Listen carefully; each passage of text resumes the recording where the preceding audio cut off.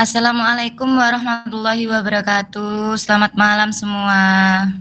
Waalaikumsalam Waalaikumsalam warahmatullahi warahmatullahi wabarakatuh. Selamat wabarakatuh. malam, Ibu. Selamat malam, Bu Selamat Pinasti. malam, Ibu. Di hari istirahat kita masih tetap produktif ya. Semangat. Salam dan Semangat, bahagia. semangat. Keren. Kali ini kita akan sama-sama belajar dengan Bu Putri dan Pak Bagus sebagai pemateri tentang desiminasi modul 4 budaya positif. Pak Bagus dan Bu Putri dari SMA Negeri 1 Tarik, mari kita simak beberapa penjelasan dari narasumber guru-guru hebat mereka berdua, yaitu ada Bu Putri dan Pak Bagus. Untuk Bu Putri dan Pak Bagus, dipersilakan. Iya, Baik, terima baik. kasih Terima Bu kasih, Bu Pin. Pin. Mohon izin Bu Pin untuk menghandle dulu sebentar. Mohon izin Bu Putri nggih. Kita doa bersama dulu nggih.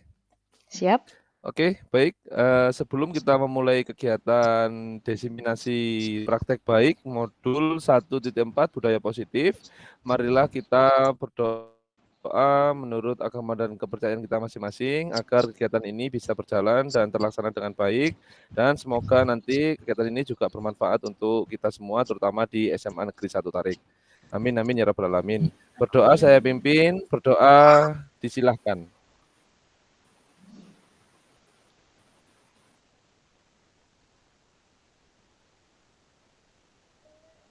Berdoa selesai. Monggo Bu Putri bisa dilanjut untuk kegiatan yang pertama.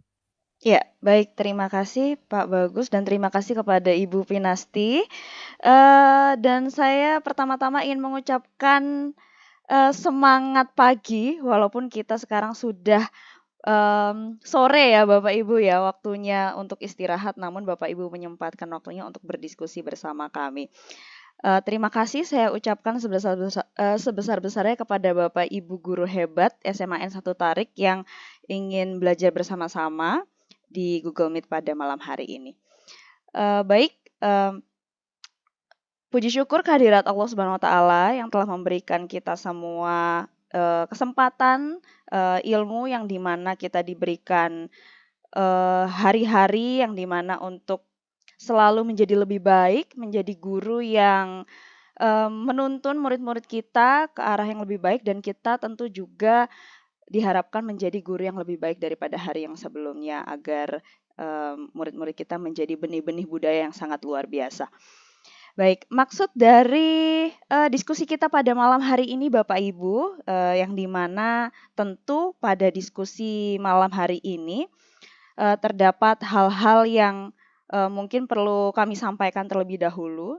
Di dalam forum ini atau diskusi ini bukan berarti kami pemateri sudah mengetahui semua pengetahuan, melainkan di sini kami ingin membagikan sedikit apa yang sudah kami ketahui dari pendidikan guru penggerak seperti itu Bapak Ibu.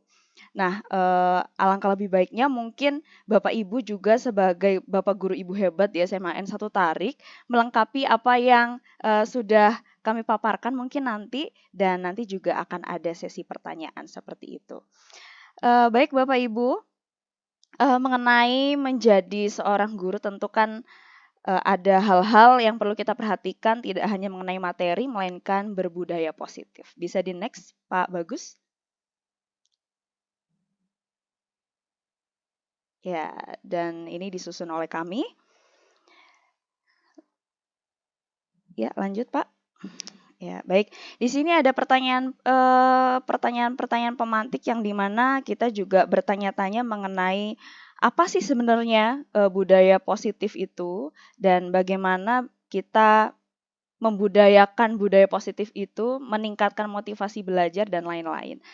Adapun 6 hal yang akan kita sampaikan atau kami sampaikan, saya dan Pak Bagus sampaikan, yaitu ada 3 poin yang akan saya sampaikan dari disiplin positif hingga keyakinan kelas, dan selanjutnya akan dilanjutkan oleh Pak Ade Bagus. Kemudian selanjutnya Pak Bagus.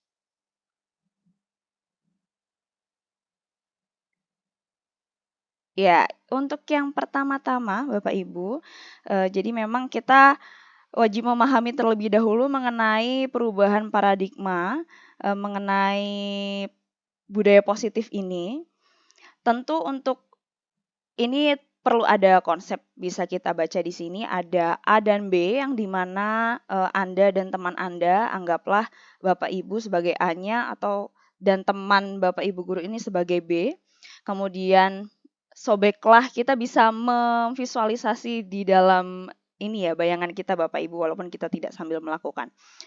Kemudian sobeklah secari kertas kecil, tuliskan benda dan sesuatu yang sangat berharga untuk Anda, kemudian letakkan di salah satu tangan Bapak Ibu, kemudian genggam benda tersebut dengan segala daya, buatlah sebuah kepalan, kemudian teman Bapak Ibu ini mencoba untuk mengambil sekuat tenaga, meminta, ya, entah itu menggunakan bujukan, bisa mengancam, bisa menghardik, bisa merayu, dan berbagai cara seperti itu. Kira-kira menurut Bapak Ibu apa yang terjadi? Kita akan simak di selanjutnya.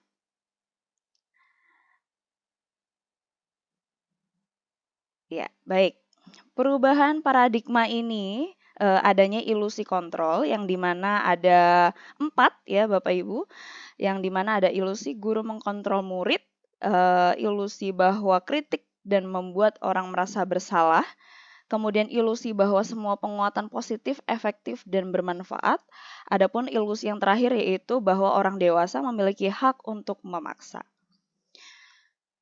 Kita bisa next, Pak Bagus.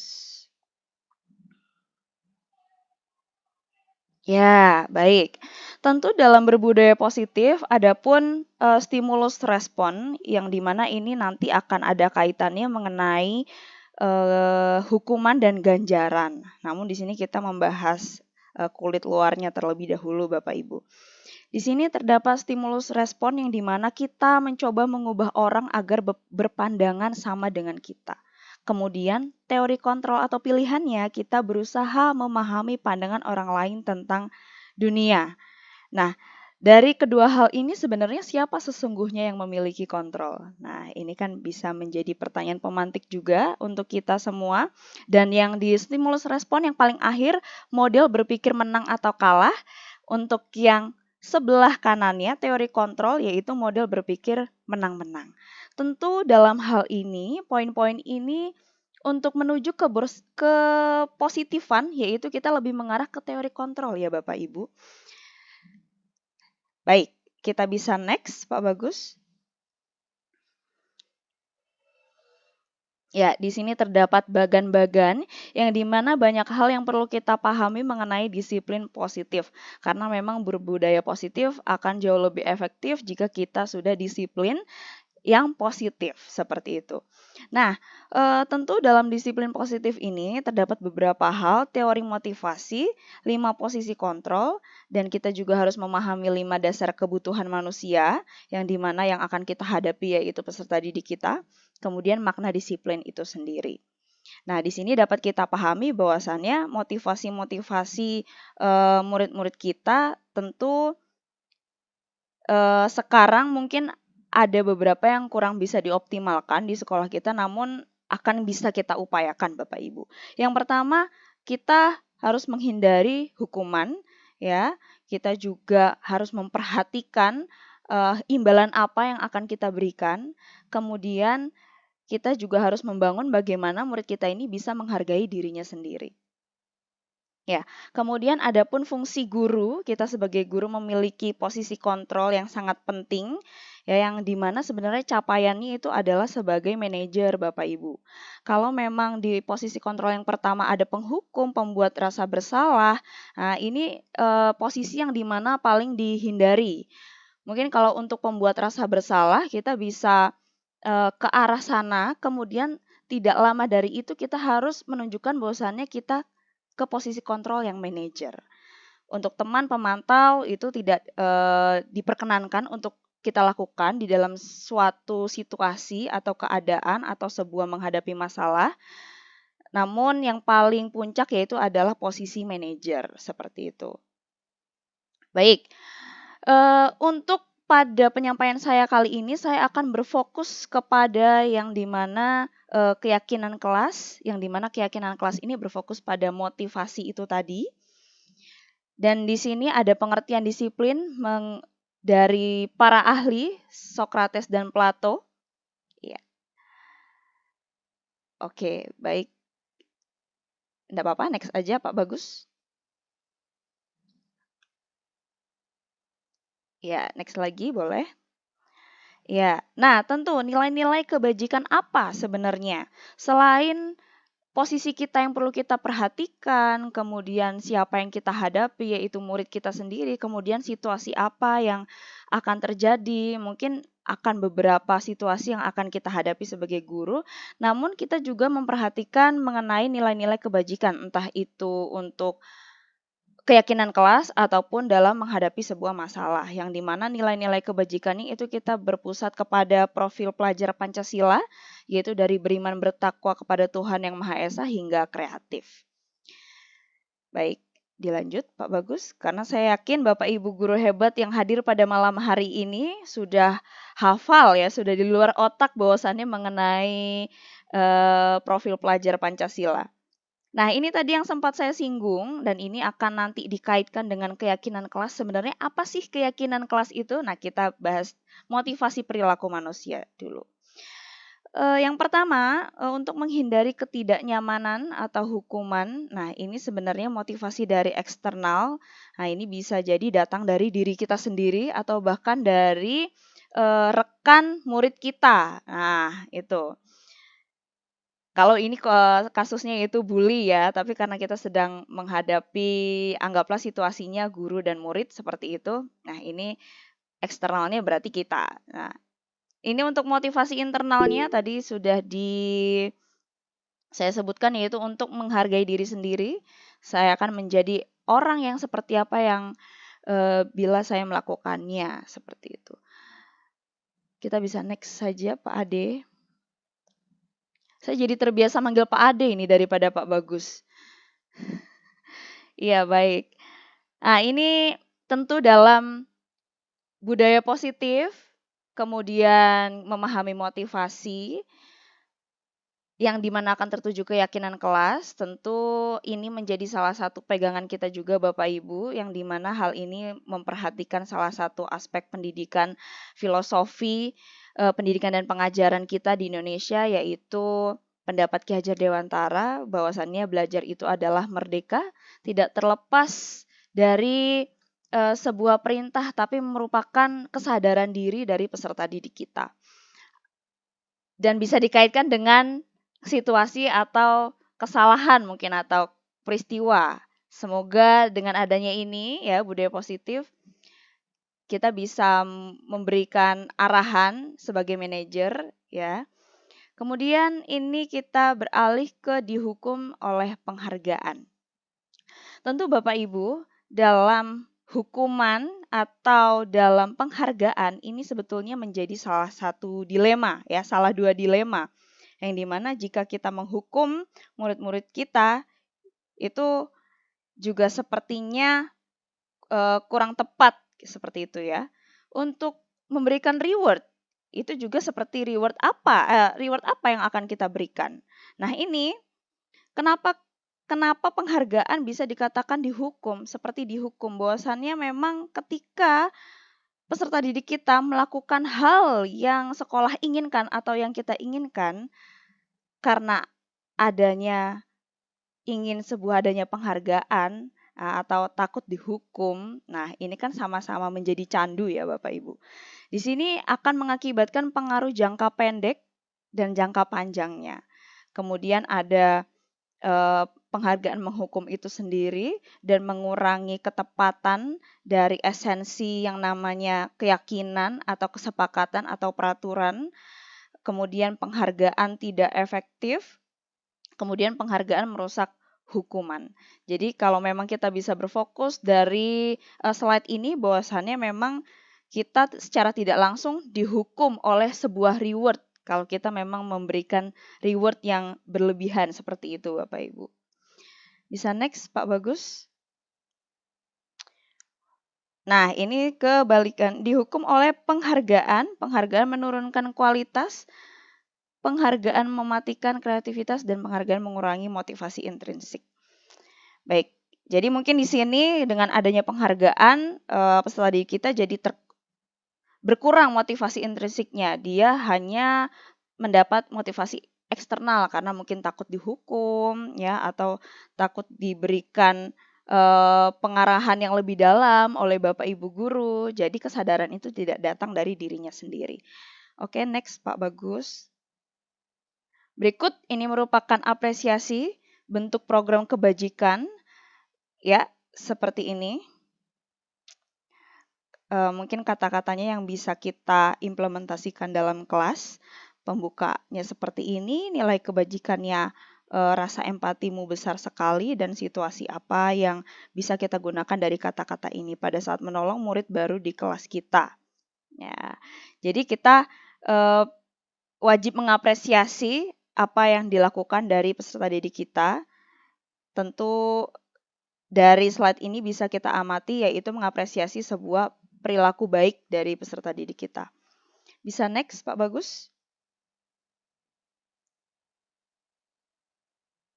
Ya, oke. Sekarang saya boleh minta mic-nya dinyalakan sebentar, Bapak Ibu.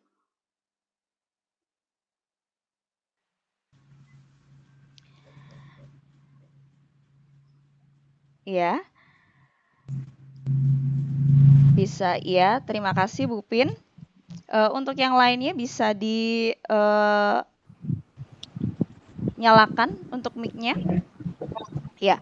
Untuk tindakan guru yang terdapat di slide ini ada beberapa situasi, dan menurut Bapak Ibu ini merupakan hukuman atau konsekuensi. Ya, saya bertanya terlebih dahulu. Yang pertama mungkin bisa langsung dijawab atau di follow up secara verbal ya Bapak Ibu ya.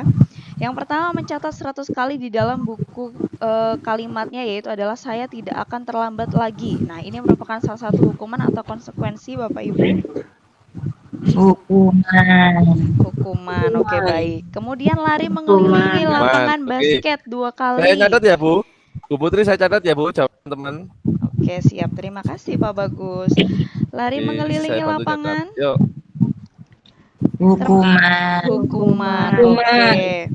Kemudian menggantikan kertas tugas teman yang telah dicoret-coret. Menggantikan konsekuensi. Terima kasih Bapak Ibu. Kemudian kita langsung yang situasi Pak sedikit agak terakhir ini. Murid disuruh untuk mengenakan sepatu seharian di sekolah karena tidak mengenakan sepatu hitam. Konsekuensi. Oke, baik. Terima kasih Bapak Ibu untuk umpan baliknya. Kemudian akan kita bahas di slide berikutnya. Ya, jadi tepat sekali jawaban dari Bapak Ibu, walaupun tidak kita jawab secara keseluruhan, ya. Ternyata jawaban Bapak Ibu betul semua. Dan iya, Pak Tata, ada yang ingin ditanyakan? Kepencet, Bu. Oke, siap. Maaf. Ya, nanti ada sesi pertanyaannya Pak Tata. Ya, maaf. Oke. Bisa next Pak Bagus.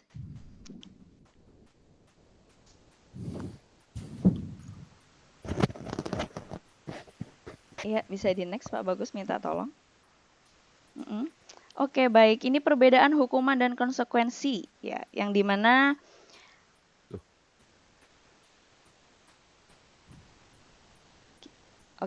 yang dimana hukuman ini sesuatu yang menyakitkan harus terjadi. Kalau konsekuensi sesuatu harus terjadi.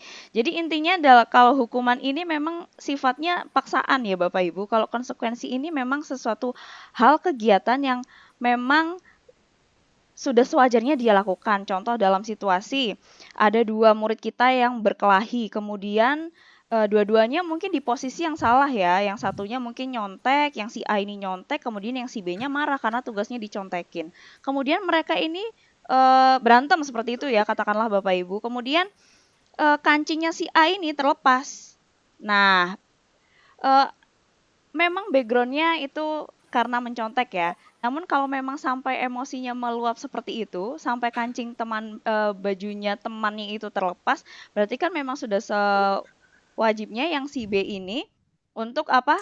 Mungkin mengganti kancing bajunya si A gitu, atau bertanggung jawab untuk menjahit kancing bajunya si A, seperti itu untuk konsekuensi. Kalau hukuman tentu adanya paksaan ya, tanpa adanya kesadaran, seperti itu. Tentu ini ada alurnya Bapak Ibu dalam memahami situasi ini. Nanti akan kita ke arah sana. Kita next dulu Pak Bagus. Mungkin itu akan lebih detail lagi dibahas dengan Pak Bagus ya, karena Pak Bagus nanti akan membahas segitiga restitusi. Ya, ini untuk pengantar saja, restitusinya nanti akan lebih detail oleh Pak Bagus. Ya, ini merupakan konsekuensi ya, perbedaan antara hukuman dan konsekuensi dan restitusi. Ya. Konsekuensi sesuatu harus terjadi, sedangkan restitusi merupakan pilihan. Oke, jadi kita kaitkan dengan saya yang ceritakan tadi, bahwasannya kancingnya terlepas, tentu nanti ada komunikasi yang dimana pertanyaan pemantik dari si guru, bahwasannya apa yang harus kamu lakukan, ya, apa yang selanjutnya akan kamu lakukan untuk A agar bajunya kancingnya terpasang kembali. Nah, pertanyaan-pertanyaan seperti itulah yang bisa membuat murid kita menyadari restitusi seperti itu. Baik, next Pak Bagus.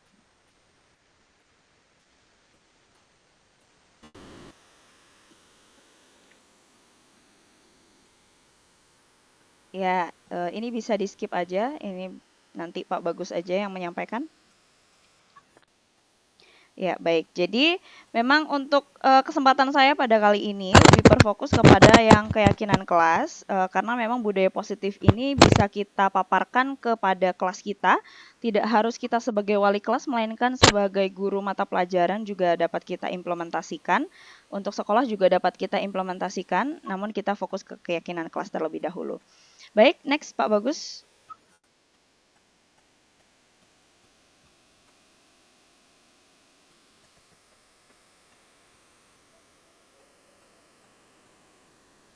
Halo. Sudah, Bu? Belum ini. Sudah? Iya, masih proses mungkin. Ya. Oke.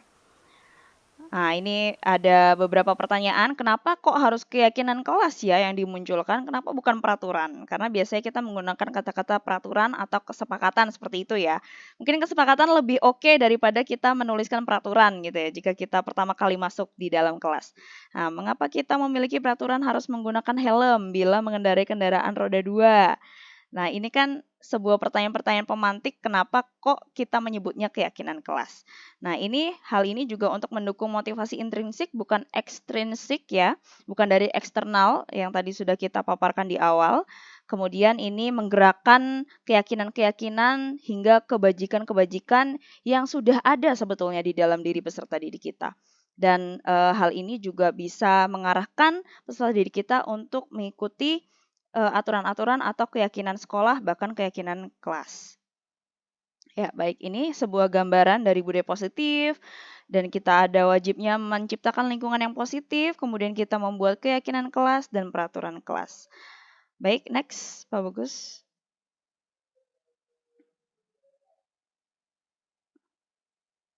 Nah, baik, ini mungkin sedikit hampir akhir ya untuk penjelasan kami mengenai keyakinan kelas. Jadi untuk memahami keyakinan kelas ini tentu kita berikan trigger dulu Bapak Ibu, kita berikan pertanyaan pemantik mengenai apa sih sebetulnya yang mereka tidak nyaman di kelas ini, atau apa sih sekiranya yang membuat mereka tidak nyaman ya ketika di dalam kelas, ataupun ya mereka tidak merasa nyaman aja berada di sekolah seperti itu. Itu bisa kita tulis terlebih dahulu di papan, kemudian akan kita alihkan menjadi kata yang positif ya, tentu untuk membuat sebuah keyakinan kelas itu tadi. Nah, di sini memperhatikan sebuah aspek, yaitu terdapat hormat, bekerja, diterima, dan dimiliki. Ini merupakan tabel T dan tabel Y yang dimana menjadi sebuah indikator untuk kita mengidentifikasikan keyakinan kelas yang mana yang mungkin sudah dilaksanakan oleh kelas tersebut atau yang sudah dimiliki oleh kelas tersebut. Seperti itu. Baik, next Pak Bagus.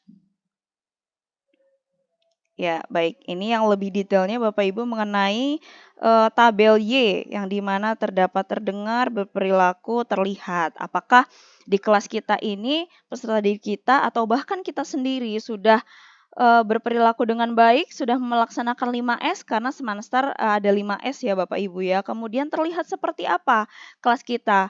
Apakah sudah berempati, sudah menghargai satu sama lain? Nah, seperti itu. Ini lebih ke penyadaran lagi Bapak Ibu, selain kita merumuskan keyakinan kelas. Baik, ini tentu langsung next aja Pak Bagus, agar kita langsung bisa membedakan mana yang kata-kata peraturan, mana yang kata-kata keyakinan kelas. Oke, baik. Jadi tadi untuk merumuskan sebuah keyakinan kelas, nah kita membuat kata-kata yang kurang nyaman menurut peserta didik kita, ataupun dari saran dari kita sendiri sebagai guru. Namun kita harus tetap berfokus kepada murid kita. Mungkin murid kita akan mengeluarkan kata-kata atau menyampaikan kata-kata, "Bu, saya sering diganggu ini, Bu. Bu, ini sering ngebully saya, Bu." Nah, ini mungkin bisa ditampung dulu, kemudian Bapak Ibu kita ubah menjadi kata-kata yang berkepositifan, yaitu contoh, mungkin kalau yang sering diganggu, kita harus saling menghormati satu sama lain. Kemudian untuk adanya tindakan kekerasan atau "Bu, saya sering dibully." Nah, ini kita bisa menggunakan harus menjaga keselamatan ya dan menghormati orang lain pula seperti itu dan yang lain-lain. Ini perbedaan antara kata peraturan, kalimat peraturan hingga kalimat keyakinan kelas. Baik, next ya. Baik Bapak Ibu, jadi memang untuk yang saya sampaikan ini keyakinan kelas tentu yang pertama kita memahami budaya positif terlebih dahulu, kemudian kita membuat atau merumuskan keyakinan kelas yang dimana sebelumnya juga sudah memahami ganjaran atau hukuman, punishment atau reward, kemudian merumuskan keyakinan kelas, kemudian kita bisa semakin penyadaran diri di dalam kelas dengan tabel T dan tabel Y, seperti itu. Terima kasih Bapak Ibu untuk penyampaian kali ini. Mohon maaf karena memang ini dibatasi oleh waktu juga. Mungkin sudah terlewat juga dengan batas waktu yang sudah ada ya Bapak Ibu ya. Terima kasih untuk malam ini yang telah menyimak dan saya membuka sesi pertanyaan. Gimana Ibu Pin dan Pak Bagus, bisa dibuka sesi pertanyaan sekarang atau mungkin di akhir aja sekalian? Gimana Bu? Pertanyaannya sekarang saja supaya ada keaktifan di kelas. Oke, siap. Oke, siap Bu Ya, moderator. Oke, mungkin sesi 1-2 pertanyaan dulu nggih. Ya. Oke, siap. Kami kembalikan ke kombinasi. Ya, tadi bahasan kita tentang punishment, tentang hukuman, ada keyakinan kelas, guru sebagai manajer. Mungkin dari penjelasan Bu Putri ada beberapa poin yang perlu digali lagi. Silakan untuk Bapak Ibu bertanya. Ya, saya Bu Pin. Ya, Oke, siap. Saya catat. Ya, tadi Bu Putri sempat memaparkan tentang penghargaan bisa menurunkan motivasi. Nah, ini yang maksudnya gimana Bu Putri, bisa dikasih contoh? Yang dikasih penghargaan malah bisa menurunkan motivasi itu yang. Oke. Dilanjut dulu Bu Pin. Di pertanyaan yang kedua, monggo. Silakan langsung pertanyaan kedua. Dipersilakan. Raise your hand, bisa angkat tangan. Mungkin Pak Tata tadi yang angkat tangan. Oh, baik, ada di sana. Silakan Pak Yaya. Oke. Assalamualaikum. Waalaikumsalam warahmatullahi wabarakatuh.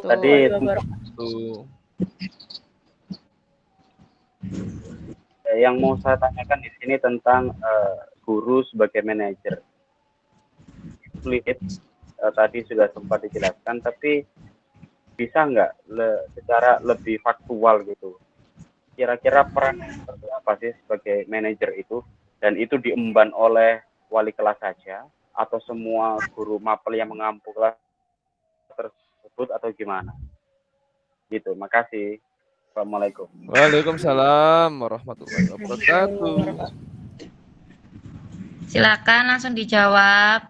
Iya, baik. Terima kasih Bu Pin. Terima kasih untuk pertanyaannya Bu Maisaro dan Bu Maimunah. Terima kasih dan Pak Yayan.